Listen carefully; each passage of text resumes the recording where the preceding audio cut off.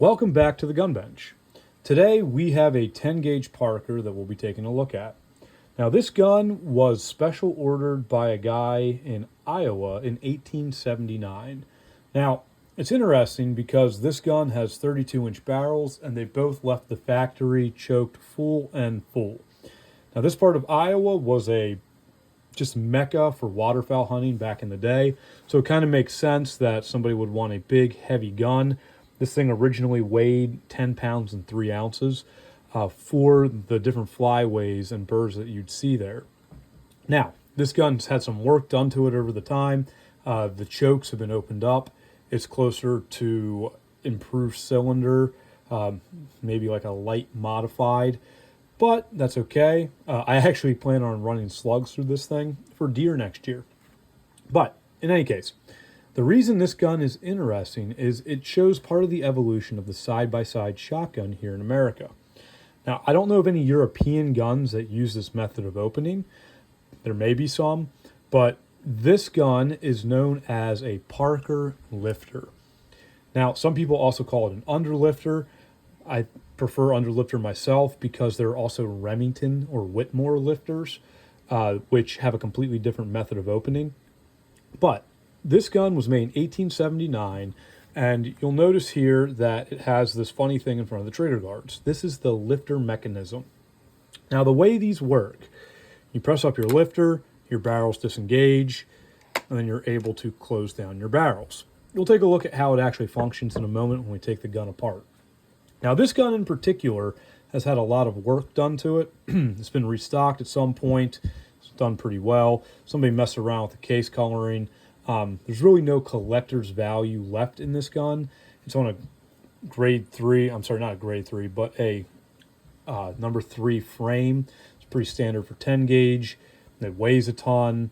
Really nothing desirable about this from a collecting standpoint. But I like to hunt my guns, so it's perfect for me.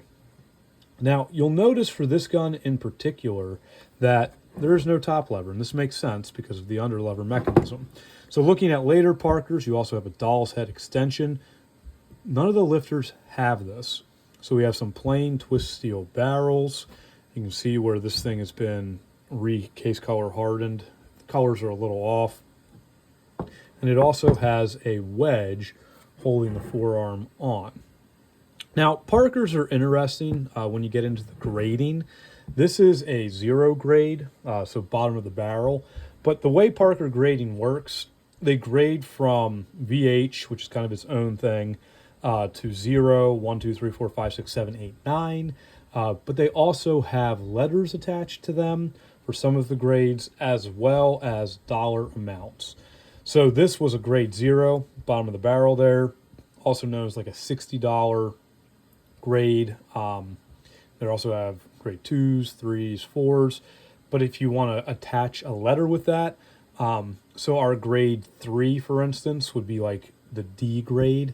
Your grade 4 would be GH or EH, depending on the gauge. It gets very confusing. However, if you're curious about what your gun is graded, the Parker Gun Collector Association has some great resources for that.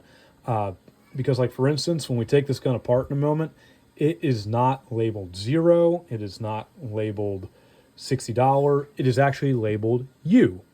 So the grade 0s have different designations. They'll be stamped on them. It could be R, S, T, or U. This one happens to be stamped with a U. But in any case, the reason I find this gun interesting, this is that evolution in the just final iteration of what we have now is the side-by-side shotgun. So this underlifter mechanism is cool. So I've hunted with these in the past. I used to have a pretty nice 12 gauge that I ended up trading for, well, some gunsmithing work and a Fox B, but that's aside the point.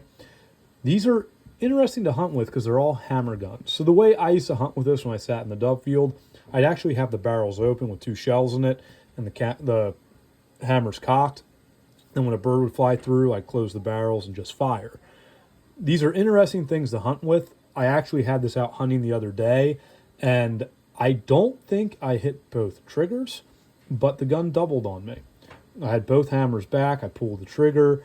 and both hammers fell forward. And I was shooting 1 1/8 ounce loads, so I had 2¼ ounces of shot flying through, and I tore a squirrel to shreds that my dog had treed. But in any case, let me open this thing up for you. So we have our wedge here. Some of the later guns, so my last lifter actually did not have a wedge. It had a latch on it. But you can see that this thing's been refinished. It's fine for my purposes. But when we take this gun down, you will notice inside here, there's a U, which is also a 0 grade. Now, when we press in the lifter, notice the piece of metal that retracts. Well, that aligns with this notch right here in the lug, which holds the gun tight. So it bites in there. It's not a overly strong action, but it's not weak. I'm not worried about using this gun. There's still plenty of thickness left on it. But it's just an interesting part of the evolution of the American side-by-side shotgun. So we take a look here, still says Parker Brothers. The barrels are also marked with that. Of course, they're marked the other direction, so I got to flip this thing all the way around. See there, Parker Brothers, Meriden, Connecticut, plain twist barrels. So these barrels could definitely be freshened up. But I mean, you can see the twist pattern here. It's light. Needs to be re-etched. But you can see right there, your plain twist. But these are some big barrels. They're 32 inches long.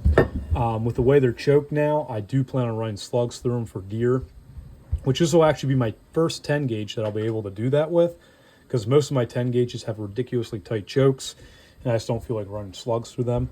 So this will hopefully take a Pennsylvania whitetail next year, if I can manage to cast up some slugs for it. I haven't decided if I'll do smokeless or black powder, but seeing as my handle is twist, steel, and smoke, I have a feeling I'll probably make them with black powder. And who knows, I might even put them in some brass holes. But in any case, I hope this was an interesting video for you. This is just like another iteration of the evolution of the American side-by-side shotgun, where we have a strange method of opening. If you find these, there were a lot of them made. That's the one thing with Parker. Parker has an incredible number of shotguns that were made over the course of their production, but they still hold a decent amount of collector's value. So even a gun that's beaten like this still get you a few $100. But you find one unmolested. You find one that's in a 12 gauge. I believe they also made these in 16. If you find a sub gauge, that would be incredible. But yeah, these things are fun to hunt with. There's a ton of information on them at the Parker Gun Collectors Association. There's pictures that show you the differences, where you can check those out. This gun in particular, take a look here. SAS, Society of the American Side-by-Side Shotgun. It is an awesome Facebook group. There's actually a member there. That's where I actually found this shotgun. He sold it to me. But again, this is a lifter or an underlifter mechanism, whatever you want to call it. Again, I prefer calling it an underlifter just because of the Whitmore and Remington lifters, which are a different action. Just avoids any confusion. So if you have these, if they're safe, get them out in the field, continue to use them. I mean, I've shot this thing. Well, I pulled the trigger once, I've shot it twice, and I took out one squirrel. My squirrel dog wasn't too thrilled because 2¼ ounces of shot ripped that thing to shreds.